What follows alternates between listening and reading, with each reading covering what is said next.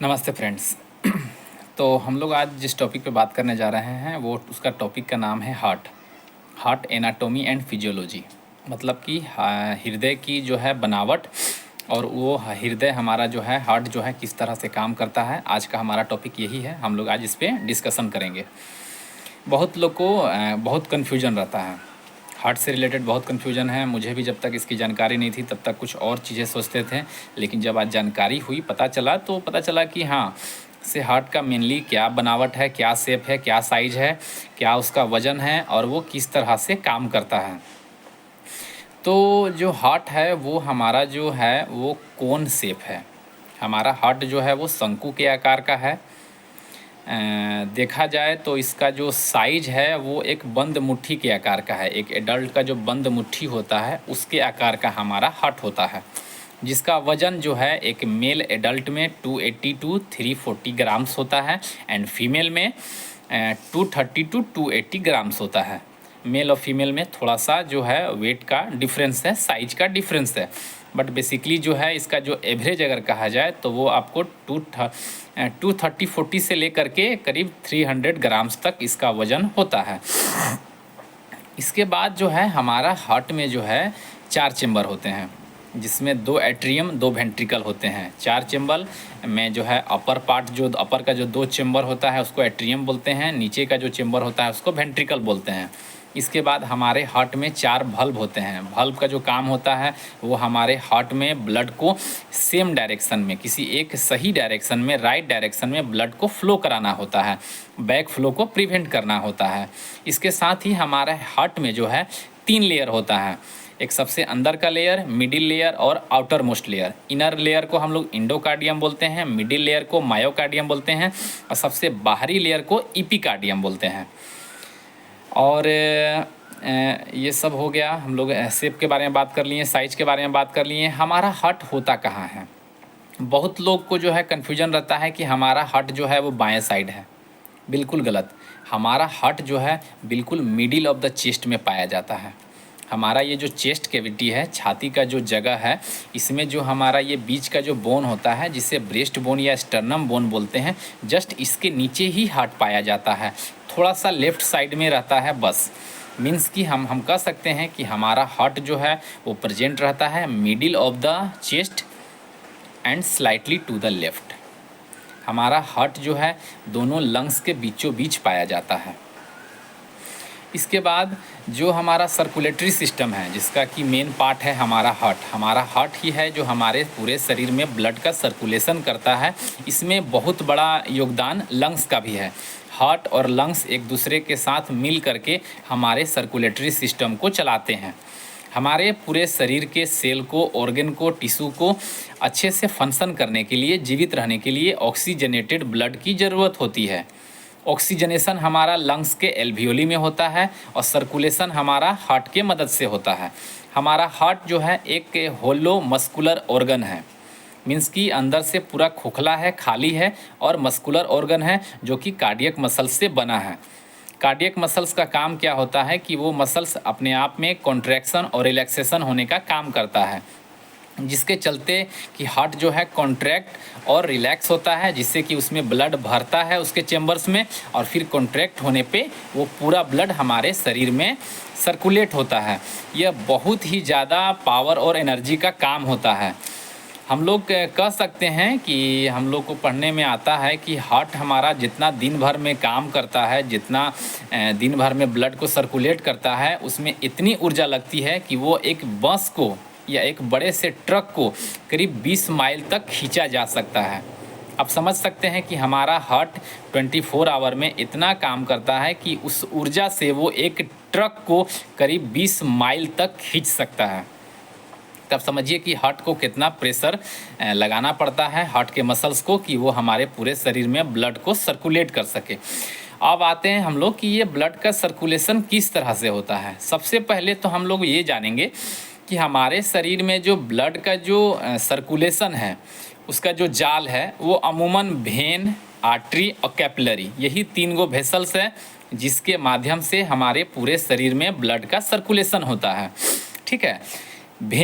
भेन जो होते हैं, हमारे वेसल्स होते हैं भेन, जो डीऑक्सीजनेटेड ब्लड को कैरी करते हैं बैक टू द हार्ट।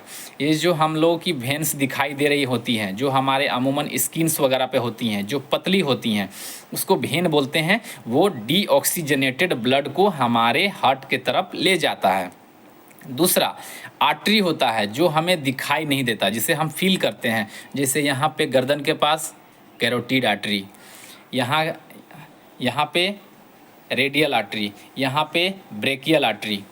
इसी तरह से ये जो आर्टरी होती हैं वो मोटी होती हैं और डीप में होती हैं, और इनके अंदर बहुत ज़्यादा प्रेशर होता है, चूँकि यह ऑक्सीजनेटेड ब्लड को हार्ट के द्वारा, हार्ट से पूरे बॉडी में सर्कुलेट कराती हैं। कहने का मतलब है कि पंपिंग ब्लड को, जो हार्ट पंप करके हमारे पूरे शरीर में ब्लड का सर्कुलेशन करता है, उस ब्लड को कैरी करता है आर्टरी। इसीलिए उसमें प्रेशर बहुत ज़्यादा होता है। उसकी जो लेयर्स होती हैं वो मोटी होती हैं और वो डीप में होती हैं कि उनको बहुत ज़्यादा हार्म ना हो, क्योंकि ये सब जो वेन्स हैं, अगर इसमें कट जाता है, रिप्चर हो जाता है, तो बहुत जल्दी ब्लड रुक सकता है।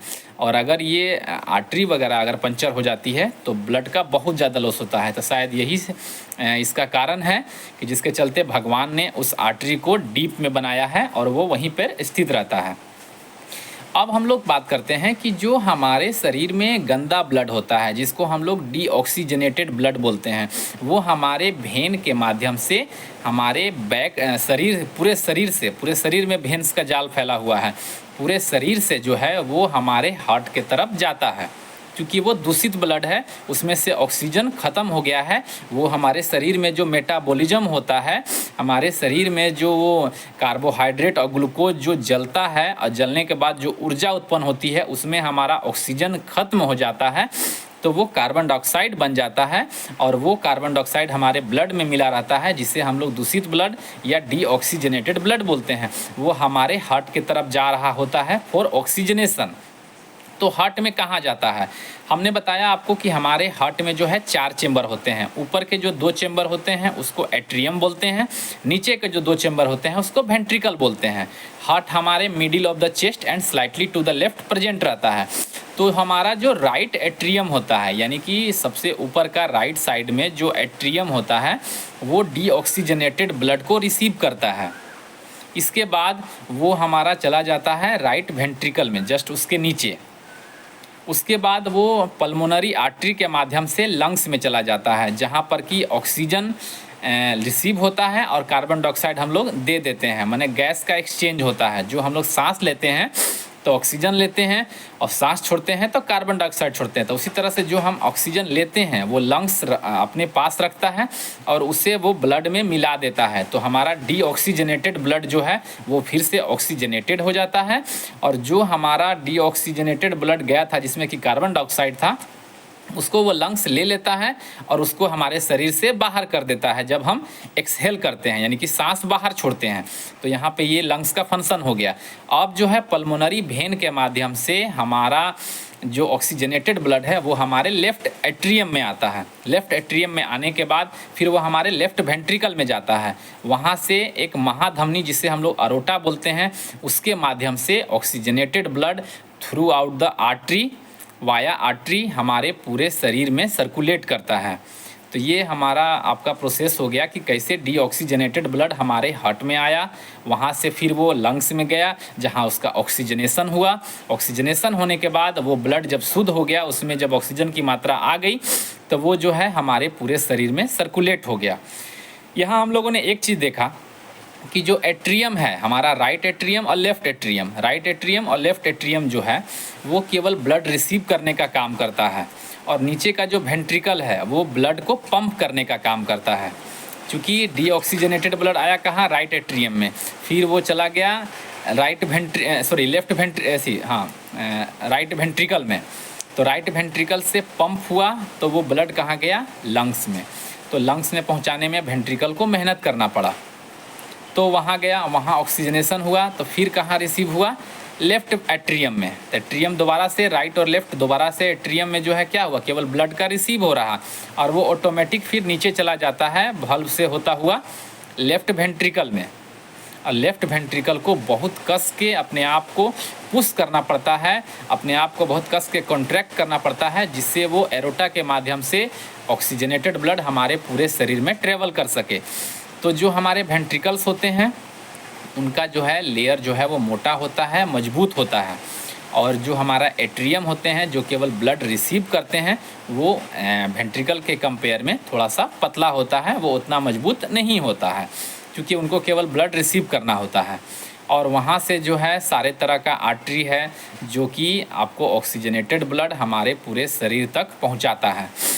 अब हम लोग बात करते हैं एक स्वस्थ व्यक्ति की। एक स्वस्थ व्यक्ति जो है 1 मिनट में 60 से लेके 100 बार उसका दिल धड़कता है, यानी कहें तो a healthy women has beat 60 to 100 times heart beat. एक स्वस्थ व्यक्ति का जो हार्ट होता है वो 60 से लेके 100 के बीच में जो है वो धड़कता है, हार्ट बीट करता है। एक बार जब हमारा हार्ट धड़कता है तो उसमें 70 to 75 ml ब्लड हमारे पूरे शरीर में सर्कुलेट होता है, ठीक है। और पूरे दिन में करीब जो है 7,500 लीटर अप्रॉक्स हमारा हार्ट जो है ब्लड को पंप करता है। कुछ टॉपिक और जानने वाली बात यह है कि हमारा हार्ट ही एक ऐसा ऑर्गन है जो हमारे शरीर में सबसे पहले से फंक्शन है। मीन्स कि जब माँ के पेट में बच्चा रहता है और वो बच्चा जब 1 महीने का हो जाता है, यानी कि जब कंसीव हो जाता है, यानी कि फर्टिलाइजेशन हो जाता है, फर्टिलाइजेशन होने के 1 महीना के बाद सबसे पहला ऑर्गन जो डेवलप करता है बच्चे का वो होता है हार्ट। उस समय से जो हार्ट है जो वो काम करता रहता है, धड़कता रहता है, और जब तक हम जिंदा रहते हैं, इवन कि हमारे मरने के बाद भी अगर हमारे शरीर से अगर जो है हार्ट को निकाला जाए, मान लीजिए कि कोई अगर एक्सीडेंट कर गया या फिर किसी को बहुत ज़्यादा बीमारी है या वो मर जाएगा या मरने वाला है, तो हम उसके हार्ट को अगर सही तरीके से निकालें तब भी वो धड़कता रहता है। जब तक कि उसको हम लोग अच्छे से रखेंगे तब तक वो काम करता रहता है। मतलब कि यह एक ऐसा ऑर्गन है जो कभी भी रेस्ट नहीं करता है, हमेशा जो है काम करता ही रहता है। आप सोए रहें, आप काम करते रहें, या आप कुछ भी ध्यान लगाएं या कुछ भी करते रहें, वो हमेशा काम करते रहता है। हम अगर बहुत ज़्यादा इंटेंस एक्सरसाइज करते हैं, रनिंग करते हैं या खेलते हैं, उस समय हमारा हार्ट जो है बहुत तेज़ी से काम करता है, क्योंकि उस समय हमारे शरीर को ऑक्सीजन की ज़रूरत बहुत ज़्यादा होती है। तो ऑक्सीजन जो है हमारे ब्लड के माध्यम से ही पूरे शरीर में ट्रेवल करता है, और हमें ऊर्जा की भी ज़रूरत होती है जब हम बहुत ज़्यादा काम कर रहे होते हैं या खेल रहे होते हैं। तो हम लोग को ये भी जानना चाहिए कि हमारे हार्ट को, हम अपने हार्ट को कैसे स्वस्थ रख सकते हैं। तो हम अपने हार्ट को स्वस्थ रखने के लिए रेगुलर वे में एक्सरसाइज करना चाहिए। एटलीस्ट हार्ट को हेल्दी रखने के लिए आधा घंटा का एक्सरसाइज डेली करना चाहिए। अच्छा खाना खाना चाहिए, पौष्टिक आहार खाना चाहिए। अल्कोहल, तंबाकू, सिगरेट का सेवन नहीं करना चाहिए। स्ट्रेस को कम से कम करना चाहिए और नींद अच्छा लेना चाहिए।